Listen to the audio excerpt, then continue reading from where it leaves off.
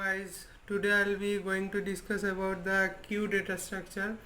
So what is queue data structure? And at first I want to say that the queue data structure is the most important things in data structure algorithms and also in all of the programming languages. So in my previous video I make a video over stack, and in this video I fully discuss about the what is stack and various type of stacks and all of things, and I think your doubt will be clear over this video.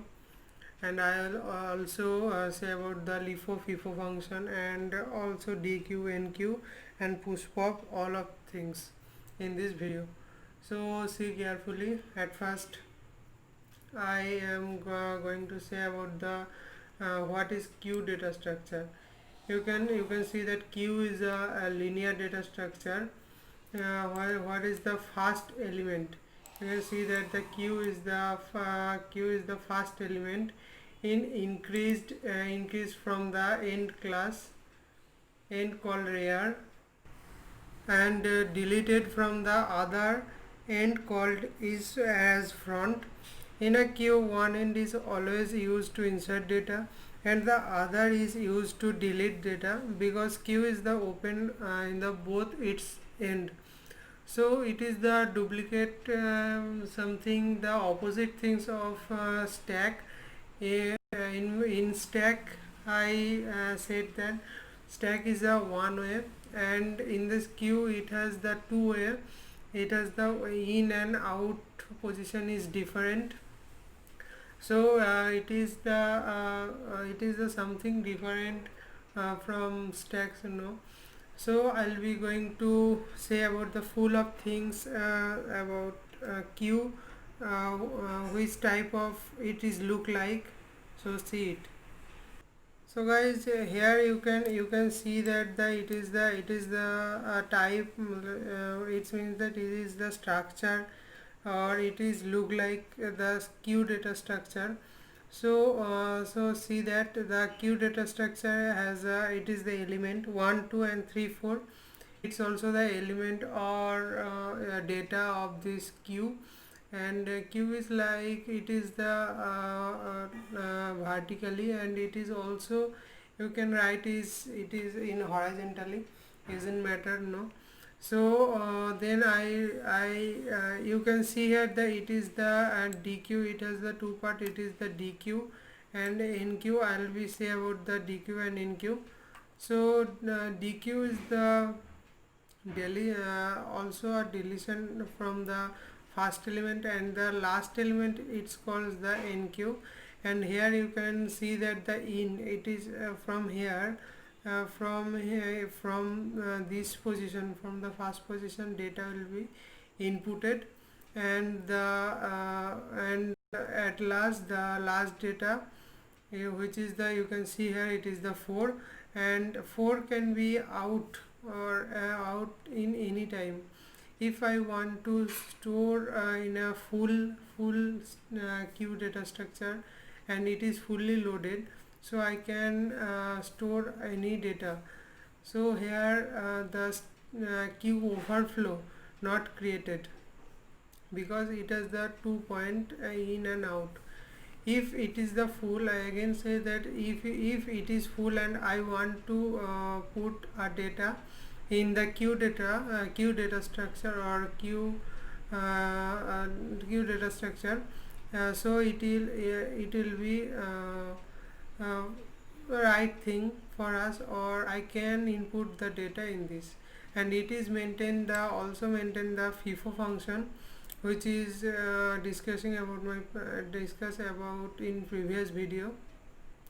And here you can see that the FIFO is the fast in fast out, so FIFO is the fast in fast out, and here you can see that the 4 is the last element. So why the it is the first element of this queue and 1 is the last element of this queue. So in these things the 4 is the first element, and here the first element will be out in any time, in any condition. or one will be in after one will be out in after 3 times or 4 times. So now I'll be discussing about the queue types of queue data structure. So here you can see that the queue is some types of queue data structure, which is the priority queue. So what is priority queue? You can see here the definition. You can see here the definition. A queue is which in the element are given in predefined. So you can say that what is priority. I summarize or simplify this thing priority queue. Here it is said that I'll be store any data in priority wise, because you can say that here the value is 1, and here this value is 2, and this value is 3. So I will be organize the data in his priority wise, and 1 is small, and 2 is quite big, and 3 is the quite big than 2. So I will be organize the data quite priority wise, and that is called the DQ. And decreasing priority wise, I written here. You can see that it is written here that it is decreasing priority wise. So it is the 1, 2 and 3. I organize it priority wise. That's called it priority queue. And the next is the circular queue, and it is the most important things of queue. So what is circular queue? Circular queue is here at the back of the queue. It is the followed by the front of the queue. So I'll be explain that.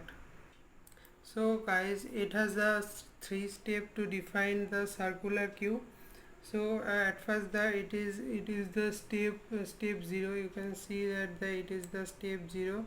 It has the three step, that is step 0, 1 and step 2. So you can see that. So you can see that it is a circular queue, and circular. It's circular. So it's look like it's a circular type. You can look that it is the circular type, and here the full of data, it is the full of data. And here the 15. And front and rear. What is front and rear? Front and rear is front is the first element, and rear is the last element. So it is you can see that the front and rear also two are symbolize the 15, because it hasn't any blank or empty space in this queue.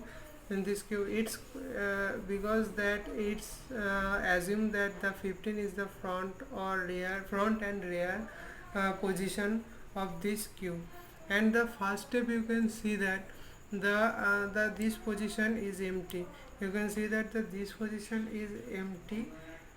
So that's called the rear, and 15 is the here the first element, so it's called the front. So it's called the front, and here it is the empty, and the data are deleted from this position, so it's called rear. And it is the step 1, and in step 2, the final step, it is that the 10 is the front, because the after 14 the 15 value will be deleted. So now the 10 is the front element, and the previous 14 is the also the rear element. So following these steps, it will be happen from the infinity times. You can see that here I taken 1 2 3 4 5 6 data, and 6 data, and you can take here the 6000 data. So it's happen in 3000 time. So now I'll be going to discuss about the NQ and DQ. See it carefully.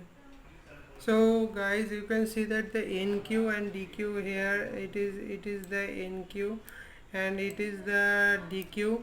So it is not much important, but it is want to know, you want to know about these things.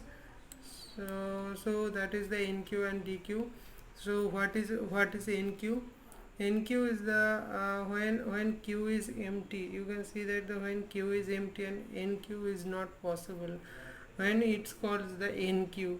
This is quite difficult to simplify this, but it is not much important things in Q, but it is the things which is the point of this Q or parts of Q. So I'll say about or that. So here you can see that it is the DQ, which is DQ when Q is full, and DQ is not possible when then that's called the DQ. So it is something complex like.